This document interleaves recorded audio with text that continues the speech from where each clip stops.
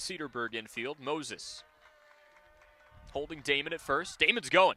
Pitch misses up high for ball 2. Throw on to second. There's nobody there. That ball rolls into center field, and Damon goes first to third. The ball to third gets away.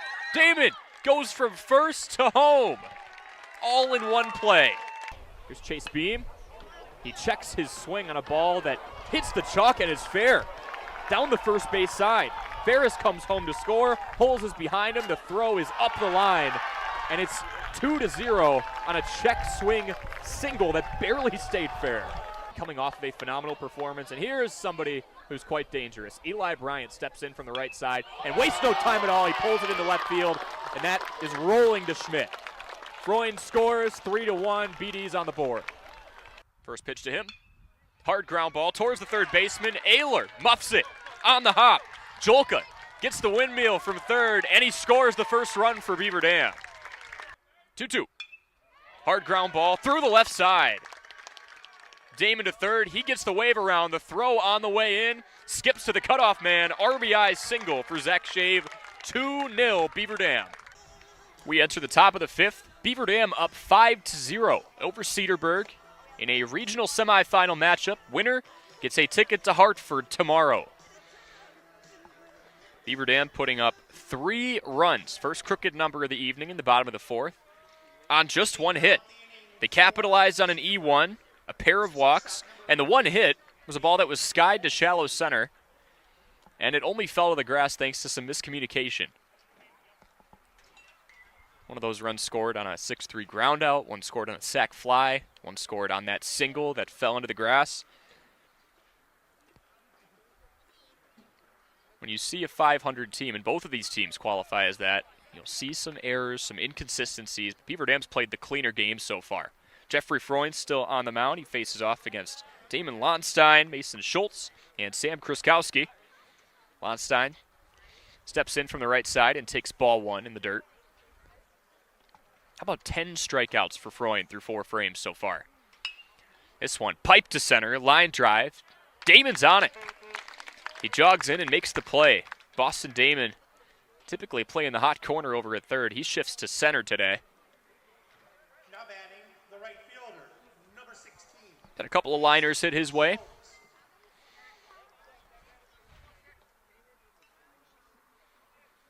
Just one hit given up by Freund, and it was to start the game. Brezovar got on with a leadoff single. Mason Schultz steps in from the right side. Takes ball 1 head high.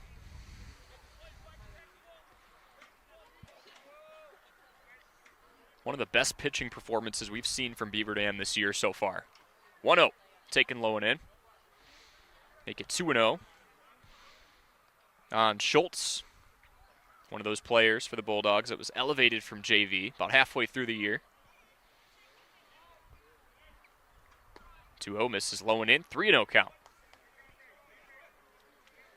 Schultz struck out swinging to end the top of the second. He's got the advantage here. 3-0, and he goes green light, pokes one into shallow left center, and it finds the grass for a 1-out single. Schultz getting aggressive there in a game where his team's down 5 runs with only so many frames to go. Now batting the second baseman, number 14, Sam Kruskowski. And here's Sam Kruskowski. First hit this team has had since the first. Kruskowski struck out swinging back in the third. Freund's got one eye on first, one eye on the plate. He comes home. It's off speed for strike 1. Every time that something has happened to kind of jar, or possibly jar the composure of Freund, he's responded well today. 0-1. Hard ground ball, double play potential to short. The second for 1, and that ball gets through. Jolka couldn't handle it. Runners on first and second now.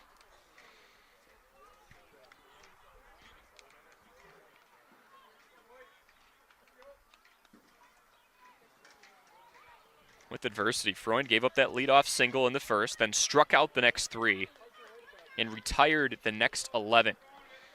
There was an E6 in the 4th inning. Struck out the next man for strikeout number 10 to get out of the 4th. Little adversity here. Still has a 5-run cushion.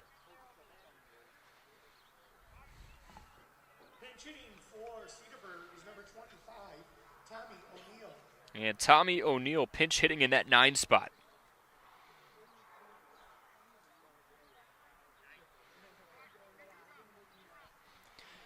Junior, utility player.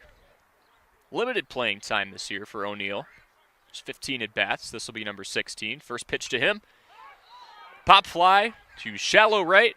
Jolka, the second baseman, tracking back. And he makes the play with his heels in the outfield grass. That's out number 2.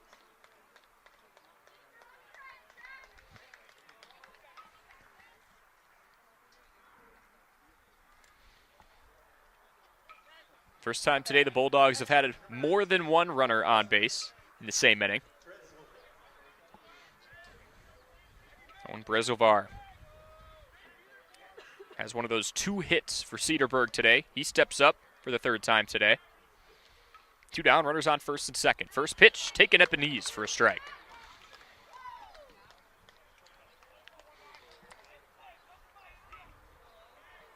Bulldogs looking to respond in some capacity after a 3 spot for Beaver Dam in the bottom of the 4th. 0-1. Curves in and misses just low for ball 1.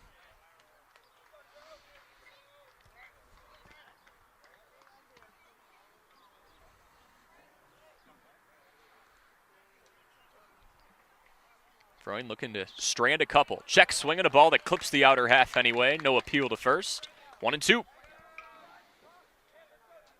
Not many times you're going to see someone strike out 10 hitters in 4 innings.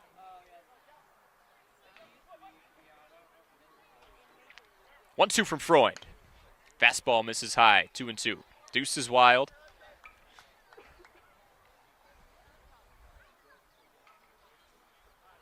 Two balls, 2 strikes, 2 outs. Runners on first and second.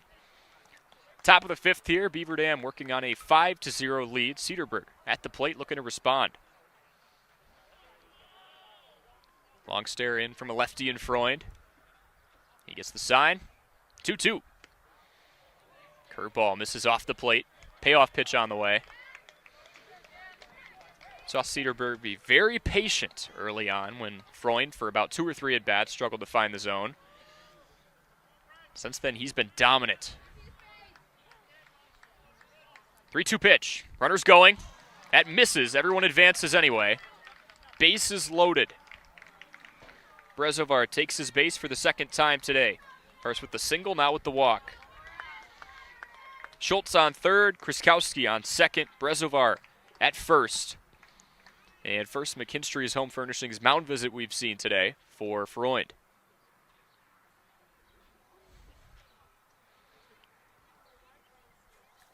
He's through 4 2/3. Again, just giving up 2 hits, couple of errors.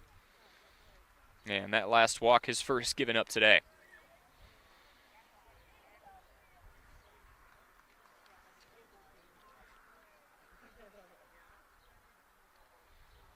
Quick mound visit as Wilkie marches off.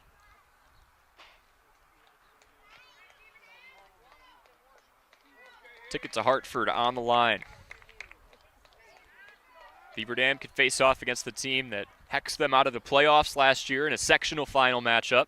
Cedarburg could go against a familiar foe from the North Shore Conference. Here's Sam Moses.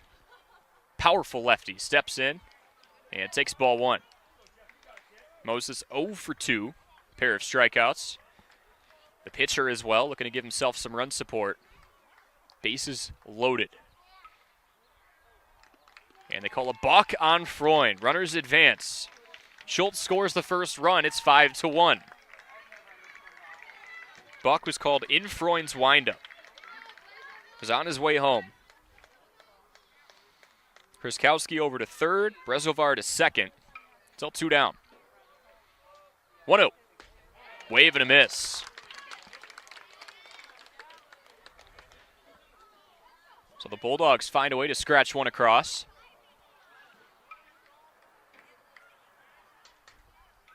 Freund looking to minimize. 1-1. Wave and a miss and a ball that tails out of the zone for strike 2. Moses has all 4 home runs for the Bulldogs this year, to the tune of 20 RBI. Looking to capitalize here. Freund looking to get out of it, working on 10 strikeouts. Moses calls time, steps back in from the left side. Runners on second and third. 1-2, two down. The pitch. Wave and a miss. 11. Count them 11 strikeouts for Freund. He works around a couple of runners in scoring position. Cedarburg gets on the board thanks to a bases-loaded buck. 5-1. Bottom of the fifth when we come back. We welcome you back to the Nate Wilkie Show. Corey Sparks here with Beaver Dam head coach Nate Wilkie ahead of the baseball team's matchup under the lights against Waupun. Coach, let's start with that one. After being involved with this program for north of 2 decades, how does it make you feel knowing that this is going to be the first time a Beaver Dam baseball team plays a game under those big bright lights at night? It's awesome. I've just been excited, and I know the other day I was up there when they kind of the trial run of the lights, and you almost get kind of choked up just thinking of the how we kind of came together as a group, and then start communicating with people, former players or business people in town and stuff, and how just everybody, we had like 90 some different groups or people that donated to the project. So it's just it's neat, like growing up in the program and watching the program as a little kid, and now getting to coach the program. It's just neat. And you go by the field, and I still kind of thinking, is this really true? Do we really have lights on our field? And so it's a super exciting time, and really just proud of everybody coming together and supporting our program. You guys have been on quite the ride the last week and a half. You have a doubleheader against Monona Grove on Saturday. You fall in the first game 19-1, and then this team wipes the slate clean and wins 11-7 to split that series. And then you guys double it up with a 13-3 victory where the offense just exploded the last couple of innings against Fort Atkinson. What does this recent stretch say about the resiliency of your group? Well, I know that Monona Grove game, that 19-1 game, we had a little discussion after and did a little soul searching. So, we just kind of keep telling the kids we've got a lot of talent, and we're capable of doing so many things if we just pull it together. And, I thought you had an option to either kind of just fold and just get your butt kicked again or to come out and fight. And I think our kids came out and fought, and, we hit the heck out of the ball against Monona Grove that second game and held them. I thought our pitchers did a good job. Boston Damon kind of, really stepped up and battled, which I knew he could do. He's one of our leaders. And then, I think our kids just kind of, see that, when we really put together a full game and get focused and, and play with some fire and, we're really good. So, last couple of games, like last night at Fort where, like I said, again, we get down 3-0 and, we left a lot of opportunities on base. And then, we just needed one guy to step up and get a big hit, and that happened. And then it kind of snowballed, and, kind of hitting is contagious. And we just put that's the fifth inning. We just were hitting the tar of the ball, just line shots and, then executing some bunts and getting some stolen bases. And then they started making some errors. So, yeah, I think, at Monona Grove game, I think, like I said, we played about as bad as you can play. And I told the kids that's kind of an embarrassment, to what we're about, to play like that. And they responded, which I give them a lot of credit for. What have you noticed about Boston Damon's approach at the plate? He's 10 of 21 the last 6 games. I know you guys had that emotional win over Wanakee back at home. What can you say about his offensive contributions the last couple of weeks? Well, he's a 3-year starter, and I mean, I've been watching him since Little League, playing and knowing his family and stuff, and he's just a gamer. I mean, he's a baseball kid, and he'll do whatever it takes to win. And last year, at the beginning of the year, he had a wrist injury from hockey, and that, I think, affected him the first half of the year. But the second half of the year last year, he got on fire. And, he's just very fundamental. He can, I think he just set the record or tied the record for sacrifice bunts in a career last night. But, he does everything that he needs to do to get us a win. And that, like I said, when I was stepping on the mound the other day against Monona Grove, where, everything they hit was, and they've got some studs at Monona Grove, and he knew he was going to battle. Even if we got beat, he was going to fight and be a leader for us. And that's what Boston is about. He's a great kid, hardworking kid, and he loves the program. And, you need, a bunch of Boston Demons on your team to be successful. Boston's one of those bats that's really come alive. Eli Bryant, Zach Shave. Now you guys are facing up against a Waupun team that's 12-1 heading into this matchup. They've scored 10 or more 3 games in a row. What's going to be the emphasis when it comes to limiting that offense or even getting in a shootout and taking them down? Well, we don't know a ton about Waupun. You read stuff about them and everything, and we haven't seen them and whatever. But I think they're going to throw a pitcher, left-handed kid that I think has good off-speed stuff. So we'll have to have a good approach to the plate. We can't be chasing curveballs in the dirt or whatever. And if we play fundamentally sound, if we get good at bats and if our pitchers throw strikes and we play sound defense, I like our chances against anybody. So, I expect it to be a good game. I know they'll be fired up to play us, and I know our kids are really jacked up to play them again. And so it should be a good game. But like I said, if we control the things we can control, I think we'll be all right. All right, Coach Wilkie, thank you very much for the time, and best of luck against Waupun. Thank you. That was Nate Wilkie ahead of Beaver Dam's matchup with Waupun. Under the lights, the Beavers and Warriors face off on 1430 ESPN Beaver Dam and Daily Dodge TV.